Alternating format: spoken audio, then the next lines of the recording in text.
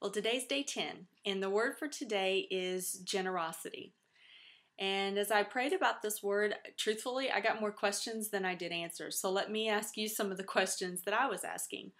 What defines a generous person? What defines generosity? For a waitress who's waiting tables, which I did a lot, by the way, if I gave someone a bill for $50 and they gave me a gratuity, a tip of $20, that's a 40% tip. I would think that's pretty generous.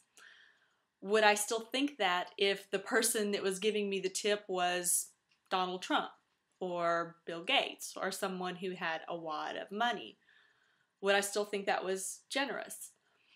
If a check was written to Haiti for $20,000, is that generous?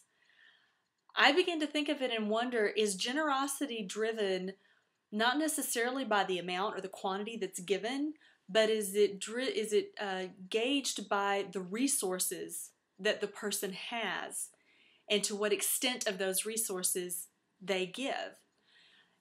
And I'm kind of leaning toward that. And if that's true, do you realize how wonderfully fortunate we are? How many resources we have that we can be generous with? Things like our smile. We can smile at anybody, at everybody. We can be very generous with that. With our words, we can be encouragers and be so generous with those words. With our hugs, with our pats. For those that are financially fortunate, yes, you can be generous with your funds too.